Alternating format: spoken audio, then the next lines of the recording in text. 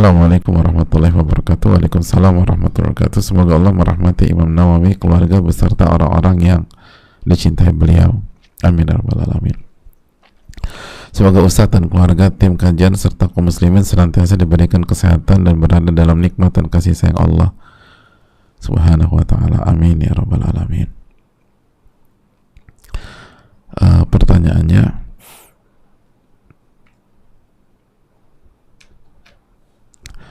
Afan izin bertanya Ustadz, apabila ada seseorang yang berhutang namun tidak punya niat membayar, nominalnya sebenarnya kecil, apakah yang menghutangkan boleh langsung ikhlaskan tanpa menagih? Apabila yang menghutangkan mengikhlaskan atau menghalalkan, apakah orang tersebut terbebas dari azab meskipun tidak ada niat membayar? Jazakallahu khairan katsira. Ya, terima kasih atas pertanyaannya. Hadirin Allah muliakan,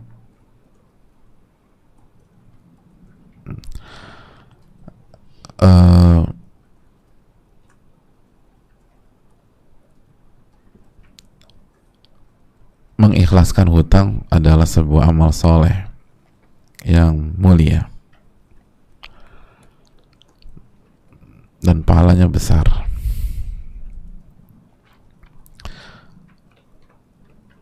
Dan Nabi SAW bersama, nafasa an mu'min kurbatan min kurabil dunya nafasallahu anhu kurbatan min kurabil akhirah. Barang siapa yang mengurai kesulitan seorang mukmin di dunia, maka Allah akan urai kesulitannya di hari kiamat nanti. Jadi kalau mau ikhlaskan bagus.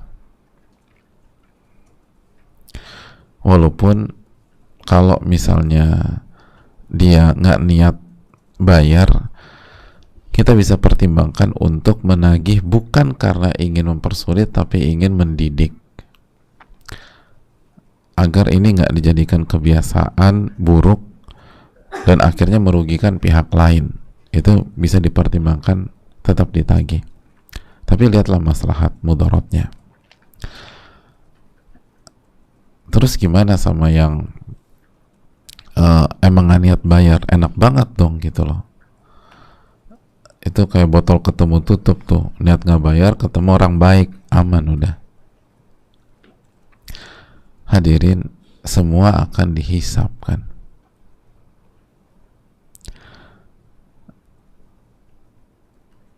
Walaupun diikhlaskan, tapi kalau Allah lihat niat kita buruk, niat kita jahat, niat itu dihisap nggak pada hari kiamat?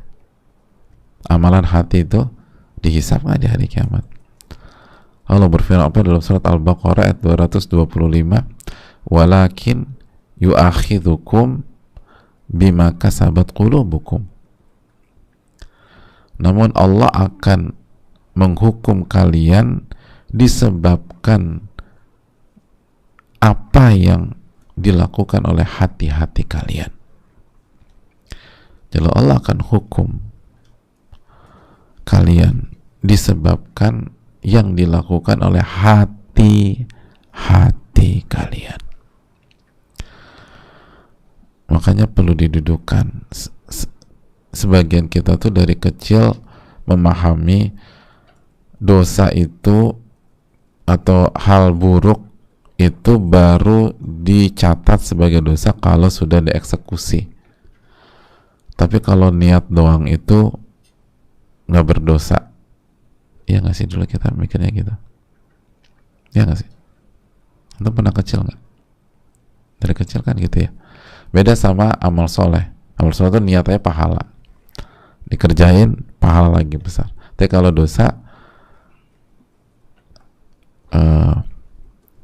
baru sebatas niat, nggak masalah, tapi dimaafkan gitu ya. Tapi kalau dieksekusi dosa.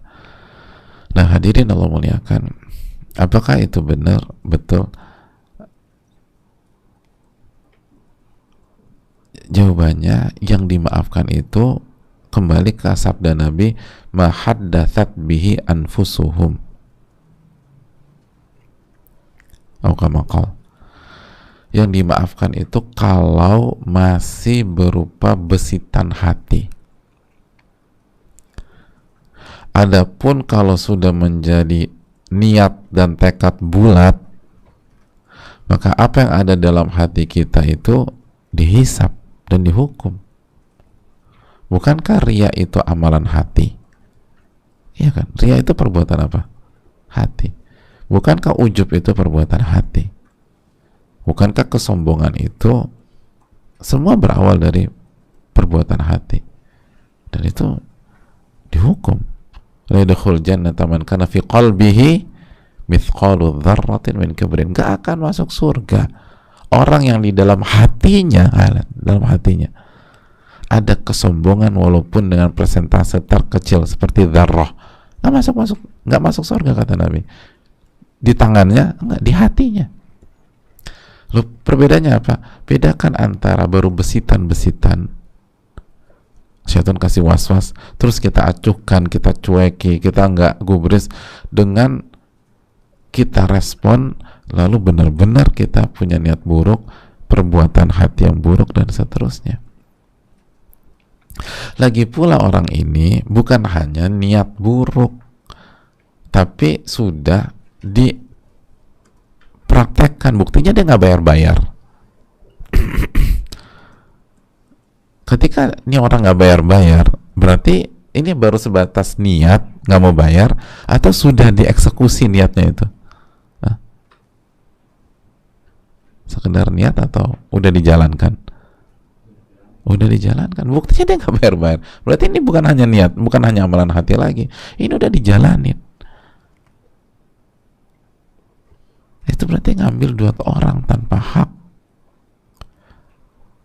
Berat hadirin di hari kiamat, berat. Jadi ini yang perlu ditanamkan. Wallahu ta'ala alam bissawab.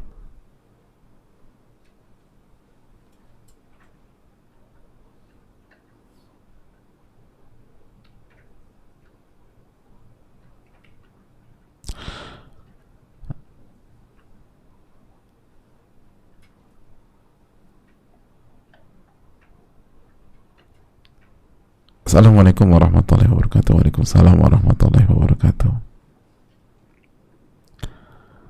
Semoga Allah selalu merahmati Imam Nawawi, Ustadz, keluarga, tim, dan seluruh umat muslim dimanapun berada. Amin ya rabbal alamin. Izin bertanya Ustadz, seorang jualan makanan dan satu hari dagangannya ada tersisa dan masih layak dikonsumsi, kemudian makanan itu dijual lagi besok harinya, apakah ini termasuk syubhat Ustadz? Mohon pencerahannya Ustadz, jazakallahu khairan katsiran. Ya, terima kasih. Yang pertama, kembali ke urf makanan tersebut. Kembali ke urf makanan tersebut.